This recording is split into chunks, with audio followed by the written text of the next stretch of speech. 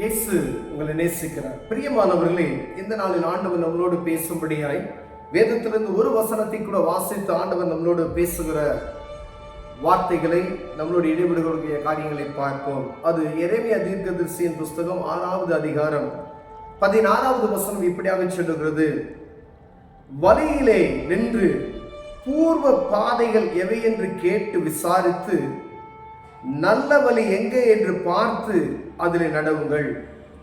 அப்பொழுது உங்கள் ஆத்துமாவுக்கு இளைப்பாறுதல் கிடைக்கும் என்று கர்த்தர் சொல்லுகிறார். அவர்களோ நாங்கள் அதிலே நடக்க மாட்டோம் என்கின்றார்கள். பிரியமானவர்களே, எரேமியா தீர்க்கதரிசியை கொண்டு ஆண்டவர் உரைக்கிற சத்தம் பாருங்கள்.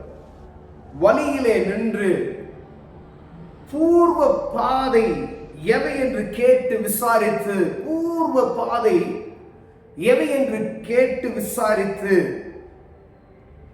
நல்ல வழி எங்கே என்று பார்த்து, பூர்வ பாதை எவை என்று கேட்டு விசாரித்து அப்படின்னு சொல்றார் ஆண்டவர். ஆனா அதை நடக்க மாட்டோம், அதில் நாங்கள் நடக்க மாட்டோம் என்று சொல்லி ஜனங்கள் என்ன சொல்றாங்களா கேட்கிறாங்க. ஏன்னா பூர்வ பாதை என்பது ஆண்டவர் கற்றுக் கொடுத்த உருவாக்கின வழிமுறைகளின்படி நடக்க வேண்டும். மனம் போன போக்கில போவதற்கு நம் இருதயம் தேடுகிறபடியினாலே ஆண்டவர் சொல்லுகிறார், தீர்க்கதரிசியை கொண்டு பூர்வ பாதை என்று விசாரித்து அதன் வழி நட அப்படின்னு சொல்லி நினைக்கிறோம். இடையில தாங்க ஒரு 1000 வருஷம் 2000 வருஷம் போற அப்படி சொல்றோம். இப்ப ஆதியிலே தேவன் வானத்தையும் பூமியும் படைத்தார். அதை கணக்கு பார்க்க முடியுமா? நம்ம தமிழ்நாட்டிலேயே லட்சம் 1000 வருஷம் 2000 வருஷம் தொல்காப்பீட்டு நிருபர்கள் சொல்றாங்க, ஒரு பொருளை இத்தனை வருஷம் 1 லட்சம் வருஷத்துக்கு முன்னாடி இருக்கும் அப்படின்லாம் சொல்றாரு. 1000 வருஷத்துக்கு முன்னாடி எழுதப்பட்டது தமிழ் எழுத்து அப்படின்னு சொல்லலாம் கண்டுபிடிக்கிறாங்கல்ல.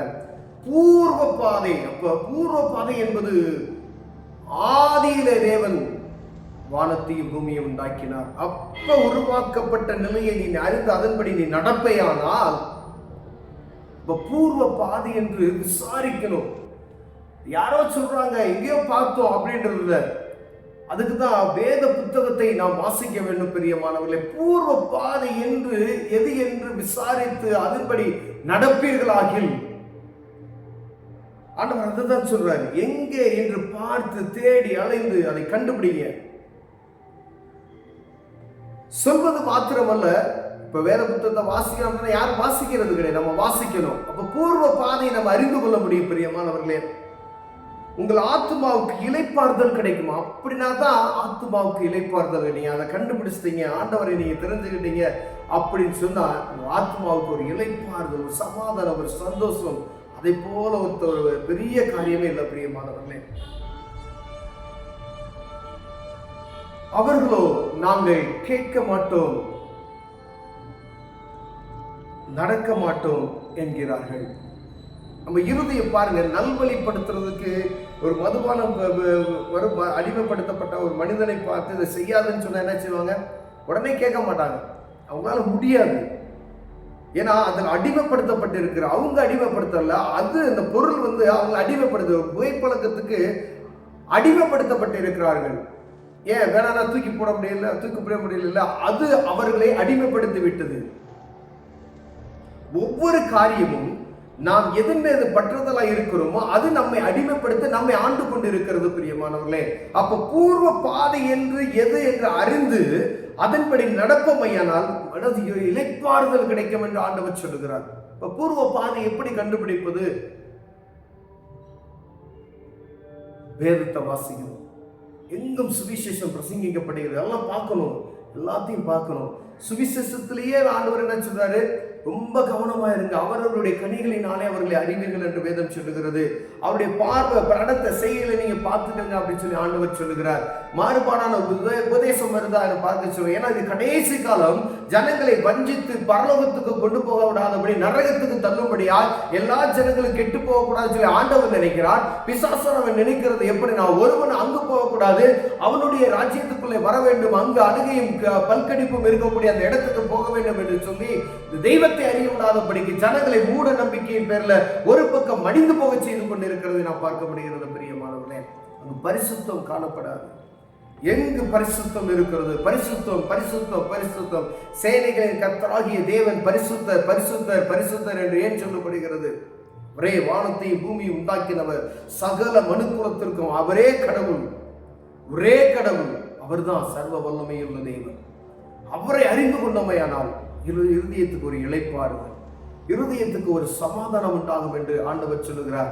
ஆனா என் ஜனங்களோ அதை கேட்க மாட்டோம், அது வழியாக நடக்க மாட்டோம் என்று சொல்லுகிறபடியினாலே வாதைகள் உண்டாகிறது, அடிகள் உண்டாகிறது, நஷ்டங்கள் உண்டாகிறது, பலவிதமான இக்கட்டு வழியாக நடக்க வேண்டிய ஒரு சூழ்நிலைக்குள் நாம் நடந்து சொல்லுகிறோம். பிரியமானவர்களே, தீர்க்கதரிசியின் மூலமாய் பூர்வ பாதையை கண்டு விசாரித்து நடக்க சொல்லி பழைய ஏற்பாட்டின் புத்தகத்தை நம்ம வாசிக்கும் பொழுது மோசேயுடைய நியாயப்பிரமாண புஸ்தகங்கள் பாருங்களேன். ஒரு அடிமைத்தனத்துல போய் ஒரு இடத்துல அவங்க மாட்டிட்டாங்க, ஒரு சிறைப்பிடித்துட்டு போயிட்டாங்க அப்படின்னா ஒரு குறிப்பிட்ட நாட்டுக்கு பின்பதாக அவங்க மீண்டும் தேசத்துக்குள்ள வரும் பொழுது வேத புத்தகத்தை கண்டுபிடித்து விட்டார்கள். அதை வைத்து அதை எல்லாருக்கும் கற்பித்துக் கொடுங்க, அந்த வார்த்தையை எங்கும் பிரசங்கிக்கப்பட வேண்டும் என்று மோசேயினுடைய நியாயப்பிரமாண புஸ்தகத்தை என்ன செஞ்சாங்க?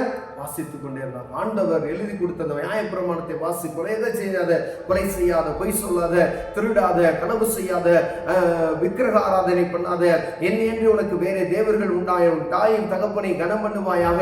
இந்த வார்த்தைகள் ஆண்டவர் ஆதியில எழுதி வைத்த அந்த வார்த்தைகளை ஆண்டவர் கடைபிடித்து நடக்கும்படியாக சொல்லுகிறார். கீழ்ப்படிந்து ஆண்டவருடைய சத்தத்துக்கு செவி கொடுத்து நடக்கும் பொழுது ஆண்டவர் நம்மை ஆசீர்வதிக்க வல்லமையா இருக்கிறார். பிரியமானவர்களே, பூர்வ பாதை என்று எது என்று விசாரித்து அதன்படி நடப்போமையினால் கர்த்தர் நம்மை ஆசீர்வதித்து அமைதலான அமெரிக்கான வாழ்க்கையை நடத்துவார். பிரியமானவர்களே, கண்களை மூடுவோம், ஜெபம் செய்வோம். ஆண்டவரே, பூர்வத்தை அறிந்து கொள்ள தேவன் எங்களுக்கு உதவி செய்வீராக. ஆண்டவரே, அறிகிற ஞானம் எங்களுக்கு வேணும். ஆண்டவரே, கிருபை பாராட்டுங்க. இயேசுவின் நாமத்தில் பிதாவே, ஆமென்.